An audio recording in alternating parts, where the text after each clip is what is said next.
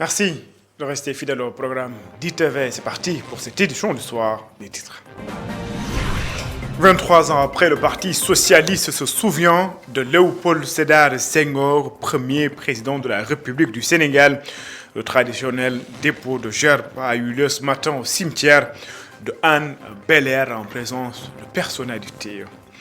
Mairie de Dakar, le directeur de cabinet de Barthélémy Diaz fustige l'attitude des autorités et de la police. Selon Moussa Taye, la police n'a pas le droit de barricader la mairie de Dakar.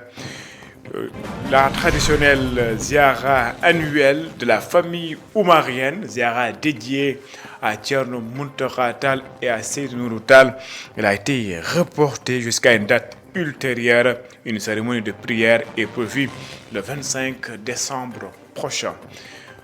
Voilà pour les titres. Le développement, c'est dans une poignée de secondes.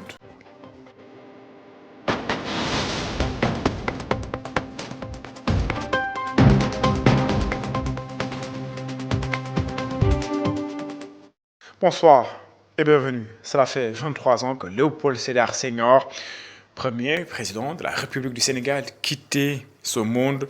Le Parti socialiste se souvient du fondateur du parti. Le traditionnel dépôt de gerbes de fleurs a eu lieu ce matin au cimetière de Hann Bel-Air en présence de fortes personnalités du pays qui sont venues rendre hommage à Léopold Sédar Senghor. Elisabeth Grastine. En présence de sa famille biologique et politique, de ses amis et de ses collaborateurs, le 23e anniversaire du décès de Léopold Sédar Senghor a été pour Moustapha Niasse une occasion de révéler le désir de Senghor d'être enterré à Joal plutôt qu'à Dakar. Cet homme était spécial et que Dieu avait traversé ça. Il avait écrit de sa main, enterrement à Joal, il faut que je le dise ici. Gérard a le document, je l'ai distribué à la Fondation Léopold Sédar Senghor que je préside. Un jour, sans doute, ce sera fait parce qu'il a demandé à ce qu'on l'amène à Joal. Aminata Mbengue Ndiaye, secrétaire générale du Parti socialiste, a souligné l'importance de commémorer celui qu'elle qualifie de fondateur de la République du Sénégal. Pour perpétuer sa mémoire, mais surtout son œuvre et ses idées, nous organisons cette manifestation pour qu'il ne soit pas dans l'oubli. Nous organisons chaque année cette manifestation pour que les gens se souviennent encore de Léopold Sédar Senghor et de ce qu'il a fait pour le Sénégal. C'est lui le fondateur de notre nation, le fondateur de la République du Sénégal. Et c'est la raison pour laquelle nous devons toujours avoir à l'esprit qu'il y a eu un grand homme qui a eu donc à faire tout ce travail dans son pays, pour son pays. Aliou Ndoye, maire de Dakar Plateau et fils spirituel de Senghor, a témoigné de son désir de perpétuer l'héritage de Senghor et de lui rester fidèle. Ces paroles nous interpellent et nous rappellent nos responsabilités d'héritiers de Senghor. Elles nous rappellent et nous interpellent que son héritage ne doit pas simplement être revendiqué et déclamé. Il doit surtout être assumé, vécu et pratiqué. Au-delà du rituel commémoratif, l'exercice mémoriel nous renvoie au devoir qui est le nôtre de rester fidèles aux valeurs que nous a léguées notre illustre pionnier. Du 20 au 24 décembre 2024, la deuxième édition du Festival des cultures noires et des diasporas africaines poursuivra la célébration de la mémoire de Léopold Sédar Senghor. Et puis la deuxième édition également du Festival des cultures noires et de la diaspora a été organisée en hommage à Léopold Sédar Senghor et Aimé Césaire, fondateur de la négritude. Les organisateurs veulent vulgariser l'héritage de ces deux monuments de la littérature africaine. Ndeye Ali Fall. Le temps de Senghor, c'est le temps des saisons, le temps de l'anémiste où tout revient. J'ai aussi apprécié la réaction de Senghor pour la catastrophe, ce qui s'est passé, le massacre du 1er décembre 1944 à Thiaroye. La deuxième édition de la cérémonie officielle du Festival des cultures noires et des diasporas africaines a démarré avec des témoignages et souvenirs pour rendre hommage à l'époque Sédar Senghor.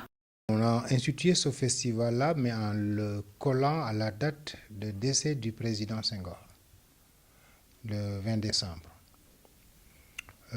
Mais cette année, on s'est dit, en célébrant Senghor, on ne doit pas oublier ses amis aussi, comme Césaire, comme Damas et tant d'autres. Et c'est en ce moment que les Martiniquais nous ont saisis pour nous dire, oui, nous serons intéressés de venir participer à ce festival-là pour qu'on célèbre ensemble la mémoire de Césaire et de Senghor. Venu présider cet événement sous le thème « Un pont sur Atlantique », le secrétaire d'État à la culture, aux industries créatives et au patrimoine historique du Sénégal, Bakary Sarr, revient sur l'importance du thème. En décidant de célébrer Césaire et Léopold Sédar Senghor à travers la deuxième édition du Festival des cultures noires et diasporas africaines, ici même, à l'Université Cheikh Anta Diop de Dakar, et le thème de ce festival, ainsi formulé, prolonge ce vœu, j'allais dire, ce viatique dans ce monde où l'uniformisation culturelle menace la pluralité. En ouvrant ce festival à Dakar, vous lui faites incontestablement une place parmi les grands événements culturels du monde noir, à l'image du premier festival mondial des arts nègres de 1966, dont Césaire fut le vice-président.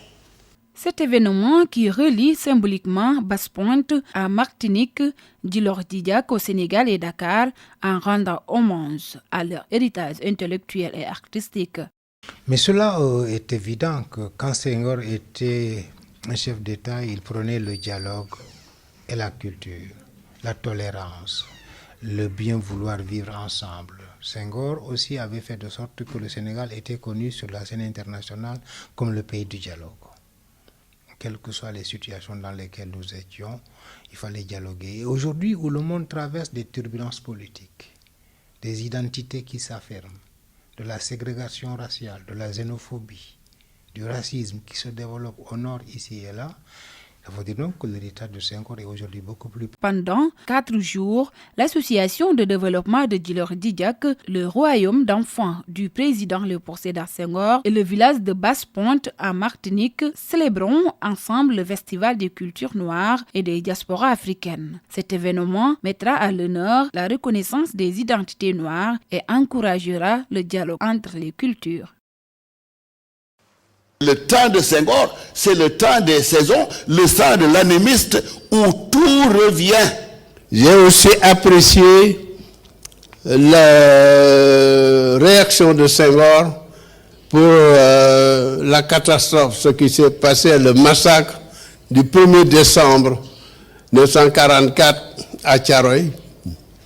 La deuxième édition de la cérémonie officielle du Festival des cultures noires et des diasporas africaines a démarré avec des témoignages et souvenirs pour rendre hommage à l'époque Sédar Senghor. On a institué ce festival-là, mais en le collant à la date de décès du président Senghor, le 20 décembre. Mais cette année, on s'est dit, en célébrant Senghor, on ne doit pas oublier ses amis aussi, comme Césaire, comme Damas et tant d'autres. Et c'est en ce moment que les Martiniquais nous ont saisis pour nous dire, oui, nous serons intéressés de venir participer à ce festival-là pour qu'on célèbre ensemble la mémoire de Césaire et de Senghor. Venu présider cet événement sous le thème « Un pont sur Atlantique », une liane entre l'Afrique et les Caraïbes, le secrétaire... Damas et tant d'autres. Et c'est en ce moment que les Martiniquais nous ont saisis pour nous dire, oui, nous serons intéressés de venir participer à ce festival-là pour qu'on célèbre ensemble la mémoire de Césaire et de Senghor. Venu présider cet événement sous le thème « Un pont sur Atlantique », une liane entre l'Afrique et les Caraïbes, le secrétaire d'État à la culture, aux industries créatives et au patrimoine historique du Sénégal, Bakary Sarr, revient sur l'importance du thème. En décidant de célébrer Césaire et Léopold Sédar Senghor à travers la deuxième édition du Festival des cultures noires et diasporas africaines, ici même, à l'Université Cheikh Anta Diop de Dakar. Et le thème de ce festival, ainsi formulé, prolonge ce vœu. J'allais dire, ce viatique dans ce monde où l'uniformisation culturelle menace la pluralité. En ouvrant ce festival à Dakar, vous lui faites incontestablement une place parmi les grands événements culturels du monde noir, à l'image du premier festival mondial des arts nègres de 1966, dont Césaire fut le vice-président. Cet événement qui relie symboliquement Basse-Pointe à Martinique, Djilor Didiak au Sénégal et Dakar, en rendant hommage à leur héritage intellectuel et artistique. Mais cela est évident que quand Senghor était un chef d'État, il prenait le dialogue et la culture, la tolérance, le bien vouloir vivre ensemble. Senghor aussi avait fait de sorte que le Sénégal était connu sur la scène internationale comme le pays du dialogue. Quelles que soient les situations dans lesquelles nous étions, il fallait dialoguer. Et aujourd'hui, où le monde traverse des turbulences politiques, des identités qui s'affirment, de la ségrégation raciale, de la xénophobie, du racisme qui se développe au nord ici et là, il faut dire donc que l'héritage de Senghor est aujourd'hui beaucoup plus... Pendant 4 jours, l'association de développement de Djilor Didiak, le royaume d'enfants du président Léopold Sédar Senghor et le village de Basse-Pointe en Martinique célébreront ensemble le festival des cultures noires et des diasporas africaines. Cet événement mettra à l'honneur la reconnaissance des identités noires et encouragera le dialogue entre les cultures. Et puis, parlons également de la politique. Le directeur de cabinet de Barthélémy Diaz prend la parole. C'est pour fustiger le blocus à la mairie de Dakar par la police. Moussa Taye interpelle le ministre de l'Intérieur, Jean-Baptiste Tine. Il se désole du fait que cet endroit public soit squatté depuis plus d'une semaine par la police nationale. Moussa Taye estime qu'au-delà de la procédure judiciaire enclenchée par les conseillers du désormais ex-maire de Dakar suite à sa révocation, Moussa Taye annonce une résistance politique. Je vous propose de l'écouter. Il est joint par Antoine Diouf. Moi, j'étais en mission à Riyad lorsque j'ai appris que des forces de l'ordre avaient assiégé l'hôtel de ville, empêchant non seulement aux travailleurs, mais également aux conseillers municipaux et aux simples citoyens d'accéder à l'intérieur de l'institution municipale. Ils ont même assiégé les points stratégiques, allant même jusqu'à occuper les couloirs et la salle de délibération. Aujourd'hui, l'hôtel de ville est en état d'urgence, en état de siège. Il est assiégé par les forces de l'ordre. C'est la raison pour laquelle je voudrais interpeller ici et maintenant le ministre de l'Intérieur du Sénégal, M. le général Jean-Baptiste Tine, pour lui demander si c'est lui qui est à l'origine de ce blocus que nous observons à l'hôtel de ville. Et le cas échéant de prendre les mesures idoines pour lever le blocus. Parce que le principe, c'est la libre circulation des personnes et des biens. Si tel n'est pas le cas, qu'il se renseigne auprès de ces services afin que ce blocus soit levé, ou bien au moins nous donner les explications nécessaires. Nous ne pouvons pas accepter qu'un lieu public, de ce quoi un hôtel de ville, puisse être squatté par la police qui à l'entrée filtre ce qui entre et ce qui n'entre pas. Alors que l'institution fonctionne normalement. Ceci est une violation grave des droits de l'homme et des citoyens. Nous ne saurions l'accepter. Depuis plus d'une semaine, l'hôtel de ville est assiégé. Même ceux qui veulent célébrer leur mariage ne peuvent pas le faire. C'est inacceptable. On ne voit pas la raison. C'est pourquoi je voudrais demander au chef de l'Intérieur de prendre ses responsabilités. Un général et un homme d'honneur. Nous ne sommes pas dans une logique de tout militaire. Nous sommes des citoyens libres. Et nous avons le droit de circuler et à notre lieu de travail, sans problème. C'est une violation de la loi. C'est du djaïdol et c'est du matéi. Ce qui est actuellement au Sénégal se fait au mépris des lois et des règlements du pays. C'est un homme qui est là et qui veut tout faire, qui va s'accaparer de tout. Nous avons déjà entamé avec nos avocats le combat juridique et nous irons jusqu'au bout. Au plan politique également, nous allons résister.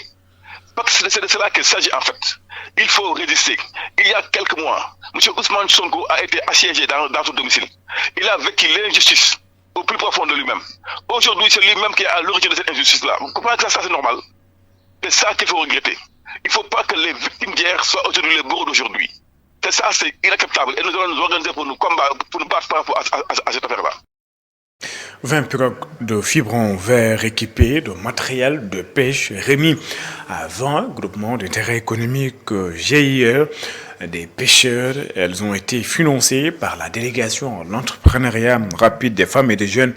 16 milliards de francs CFA ont été investis dans le secteur de la pêche selon Aïda Mbouetio, délégué général à l'entrepreneuriat rapide des jeunes et des femmes. 1700 initiatives entrepreneuriales ont également été recensées. 55% sont portées, tenez-vous bien, par les femmes. Aïda Mbouetio, délégué général de la délégation à l'entrepreneuriat rapide des femmes et des jeunes, est ici au micro de Mafalfal.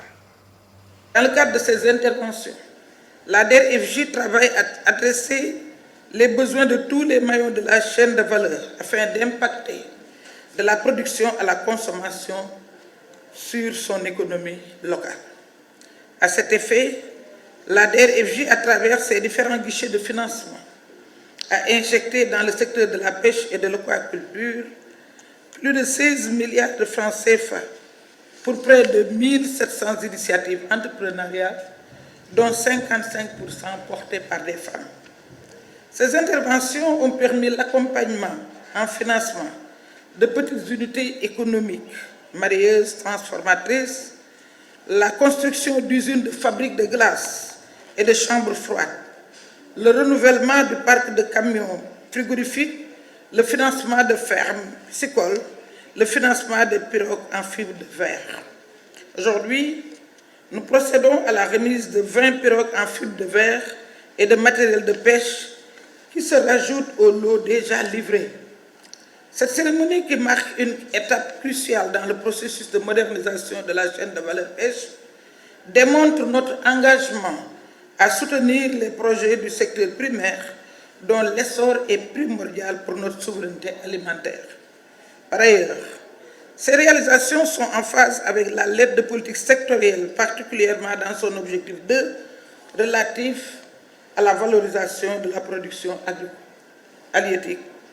La modernisation et la mise aux normes des embarcations artisanales sont donc les premiers jalons pour disposer des produits de qualité à haute valeur commerciale et nutritionnelle. Et puis, la ziara annuelle de la famille omarienne dédiée à Thierno Seydou Nourou Tall et Thierno Mountakha Tall n'aura pas lieu cette année. Elle a été reportée. Les chantiers de la grande mosquée omarienne avancent à grands pas. Pour ne pas retarder les travaux, la ziara a été remise donc à une autre date. Une cérémonie de prière va avoir lieu le 25 janvier prochain à la grande mosquée omarienne. Je vous propose de suivre les explications d'Amadou Tidjane Anne. Il est membre du comité d'organisation de la ziara. Il est ici au micro de Barasso. Nombre d'entre vous sont déjà habitués à cette manifestation-ci, sous forme de point de presse, quand approche l'événement majeur qu'annuellement nous organisons ici, sous forme de ziara générale, dédiée à la mémoire de Thierno Seydou Nourou Tall et de Thierno Mountakha Tall, qui repose ici derrière nous. C'est un moment de haute dévotion qui mobilise tous les croyants, tous les fidèles musulmans qui viennent ici procéder à une dévotion majeure sous forme de dua, sous forme de zikr, en commençant par la lecture du Coran. Si vous observez ici, autour de vous, vous voyez bien que nous sommes en chantier. Nous ne sommes pas qu'en chantier, nous sommes en très grand chantier. Si vous voyez ces immeubles qui sont déjà à l'échelle de génie civil, vous voyez tout le matériel éparpillé ici et là, occupant tout l'espace du Raouda. Vous vous rendez bien compte que cet espace ne peut pas recevoir la ziara dans son format habituel, qui mobilise des milliers et des milliers de fidèles. C'est la raison pour laquelle cet événement est reporté de quelques mois, souhaitant que l'achèvement de ces travaux puisse être effectif de manière à ce que la ziara se déroule dans les meilleures conditions. nonobstant ce report. Tcherno Bachir, le Khalif général, Tcherno Madani, le serviteur de la communauté omarienne, ont tenu à organiser au cours de la journée du 25 janvier, qui est la journée d'anniversaire de rappel à Dieu de Tcherno Seydou Nourou Tall, Tcherno Mountakha lui-même étant rappelé à Dieu le 12 janvier, la Ziara regroupant leur anniversaire. Ce jour-là du 25 janvier, sera organisée ici une manifestation de dévotion, lecture du Coran et des doigts. Et cela, symboliquement, va, en attendant, prendre la place de la Ziara dans son format habituel. Et puis, l'Alliance nationale des communautés pour la santé va améliorer l'offre de services de santé communautaire des populations vulnérables de la région de Kaolack. Le directeur technique estime que l'ANCS souhaite que son offre de services de santé en matière de prévention, de traitement, de prise en charge et d'accompagnement psychologique soit accessible à l'ensemble des communautés. Voici Massogi Chandoum, il est le directeur technique de l'Alliance nationale des communautés pour la santé. Il est ici au micro de Sekou Diallo et Rastoumbaye. Nous sommes aujourd'hui ici à Kaolack dans le cadre du démarrage de la tournée nationale de plaidoyer que l'ANCS organise chaque année pour rencontrer les autorités sanitaires, faire le bilan de nos interventions, mais aussi recueillir des informations et des orientations pour la planification de l'année suivante. Aujourd'hui, nous sommes à Kaolack particulièrement parce que l'ANCS développe des interventions importantes. Kaolack est une région de concentration de l'ANCS. En ce sens que l'ensemble des interventions qui sont développées au niveau de l'ANCS se déroulent aussi à Kaolack. Et nous avons jugé important, compte tenu du leadership d'accompagnement du ministère de la Santé, mais aussi du leadership de la région médicale de Kaolack. Les attentes, c'est de faire en sorte que ce que nous offrons comme service de santé, en matière de prévention, de traitement, de prise en charge, mais aussi d'accompagnement psychosocial, puisse être accessible pour l'ensemble des communautés. Nous avons un volet important dans ce plaidoyer de promotion des droits d'accès à la santé des communautés et des populations, parce que nous avons pensé qu'il est important, dans le contexte du Sénégal, de faire en sorte que l'ensemble des populations, quel que soit leur âge, quel que soit leur sexe, quelle que soit leur religion, puissent accéder à la santé de manière équitable. Le Haut Conseil du dialogue social choisit l'Office de la formation professionnelle, l'Office national de la formation professionnelle pour conduire à l'élaboration d'un avant-projet de la Convention collective des travailleurs et employeurs des professions du secteur agricole assimilé. Plusieurs initiatives sont attendues en relation avec les travailleurs. Mamadou Lamine Dianté, président du Haut Conseil du dialogue social, est ici au micro de Moutagakan. Donc après la signature donc, de la Convention collective nationale interprofessionnelle le 30 décembre 2019, le Haut Conseil s'est assigné comme mission d'aller à l'assaut des secteurs pour leur permettre également de se doter de conventions collectives sectorielles. Pour ce qui concerne l'agriculture, qui est un moteur de développement dans l'agenda national de transformation Sénégal 2050, nous avons constaté que ce secteur-là, malgré toute son importance, ne dispose pas de conventions collectives sectorielles. Et c'est pourquoi donc, le Haut Conseil de dialogue social a déjà lancé un appel à candidature. Des consultants ont présenté leur candidature. Nous avons procédé à la présélection puis à la sélection et nous avons aujourd'hui retenu un consultant qui doit élaborer un avant-projet de convention collective sectorielle. Maintenant, dans le cadre de cet atelier de renforcement de capacité des acteurs, le Haut Conseil de dialogue social avait déjà signé un partenariat avec l'ONFP, l'Office national de formation professionnelle, depuis 2020, mars 2020. Et c'est l'ONFP qui viendra aujourd'hui participer à l'animation donc, de cet atelier pour un renforcement de capacité des acteurs. Le dîner à la Maison Blanche attendra. C'est le titre du livre de Madiabal Diagne. Le journaliste raconte l'aventure bouleversante de Kétiel, une jeune femme sénégalaise en quête de dignité qui veut vivre le rêve américain, tente l'aventure de Nicaragua. L'auteur veut par le biais de cet ouvrage, sensibiliser les jeunes sur les problèmes de l'immigration. Maud Lamine Fati. Le dîner à la Maison Blanche attendra. Le premier roman du journaliste Madiambal Diagne a été présenté au public lors d'une cérémonie où Maître Aïssata Tall Sall a brillamment campé l'essence du livre, retraçant le parcours des personnages principaux en s'appuyant sur des extraits qui l'ont profondément marqué. Ce roman, c'est autour de l'odyssée d'une jeune fille qui est devenue une jeune femme originaire du Fouta, qui a connu multivicissitudes, scolarité arrêtée de façon précoce, mariage forcé, bien évidemment infanticide, bien évidemment banni de la concession familiale, bien évidemment parti à l'aventure et enfin à la migration irrégulière. Je pense qu'à travers ce livre, Madiambal Diagne a voulu raconter la traversée d'une jeune fille de cet océan de difficultés qui s'est dressé devant elle. Et comme je l'ai dit tout à l'heure, à l'occasion de la présentation de ce livre, c'est quelque chose que n'importe quelle Sénégalaise aurait pu vivre. Donc en réalité, ce roman n'est pas une fiction. Il est adossé à une dure réalité que les Sénégalais vivent. Pour l'auteur, ce roman est bien plus qu'une œuvre de fiction. Il représente un cri de cœur et un témoignage sincère d'un vécu. À travers ce récit, Madiambal Diagne cherche à sensibiliser les jeunes aux réalités de l'exil et à les encourager à rester attachés à leur terroir, en mettant en lumière les illusions souvent associées à l'ailleurs. Ces problématiques se trouvent dans le livre. Ce livre aussi a voulu être, comme je l'ai dit, un cri du cœur sur un phénomène qui n'est peut-être pas nouveau. L'émigration, de tout le temps, les peuples bougent, les peuples voyagent. Mais ce phénomène d'exode massif des jeunes de nos pays qui se jettent dans les océans jusqu'à ce qu'on puisse parler d'un livre, Le ventre de l'Atlantique ou Le cimetière de l'Atlantique.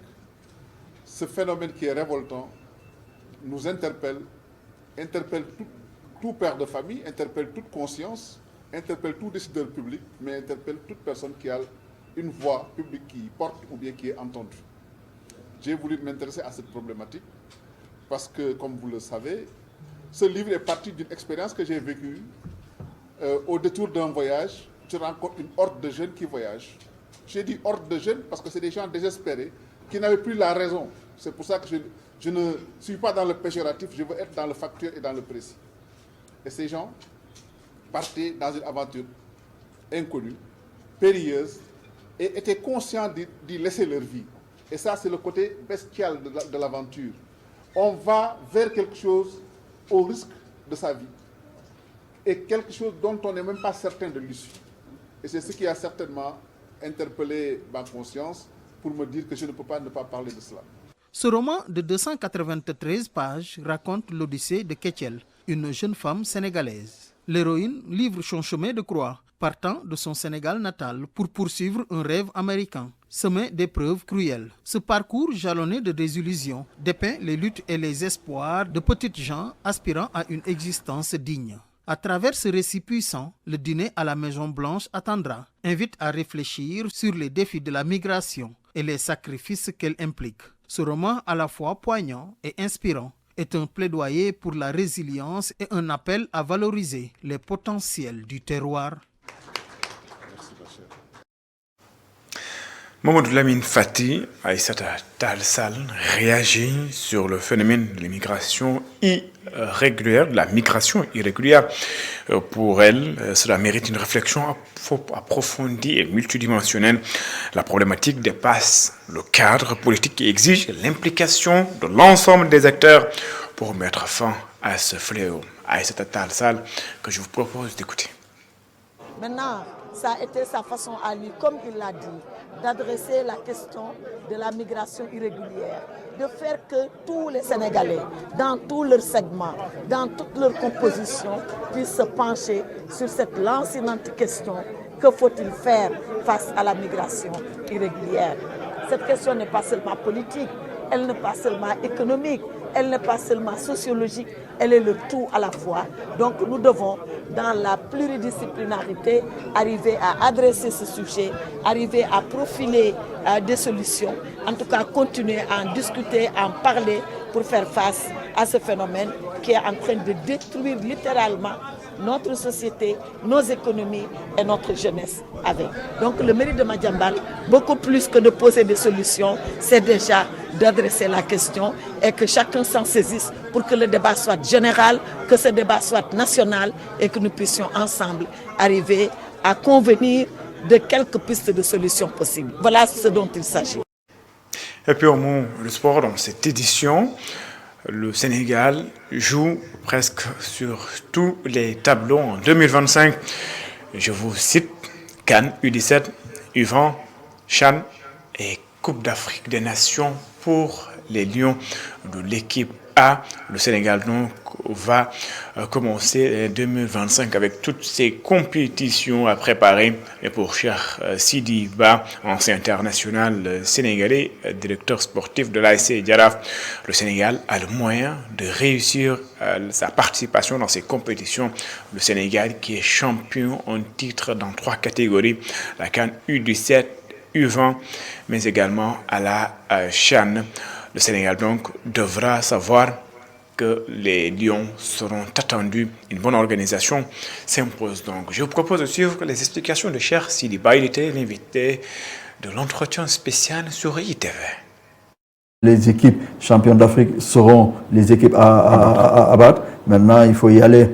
Taïgini, on sait que le Sénégal, c'est un vivier de très bons joueurs. Quand on voit le championnat local, quand on voit les joueurs qui s'exportent à l'étranger, ramener que au Sénégal, il y a la matière, il y a la qualité. Maintenant, il faut renforcer l'équipe, apporter du sang neuf, parce que tout le temps, quand tu continues avec la même équipe, il y a une lassitude. Donc il faut tout le temps renouveler, apporter du sang nouveau pour apporter un autre état d'esprit, pour essayer de maintenir l'équipe au sommet. Ce ne sera pas facile, mais j'ai confiance en eux. Je sais que l'expérience est là, la qualité est là. Maintenant, il suffit de travailler, de croire en eux, d'avoir de l'humilité, et maintenant tout se passera sur le terrain. 3 ou 4 compétitions en une année quand même, c'est pas évident. Non, mais c'est pas évident, ce sera pas facile, parce qu'il faudra une organisation parfaite, une organisation pointue pour ne pas faire d'erreur, parce qu'aller vers une compétition, il va prendre pratiquement un mois, enchaîner les matchs, tout ça, c'est pas facile, c'est très difficile, mais je pense que le Sénégal maintenant a beaucoup plus à gagner en expérience. C'est d'ailleurs cet élément qui m'a fait cette édition. Merci d'avoir suivi. Excellente suite de programmes sur les antennes d'ITV. Au revoir.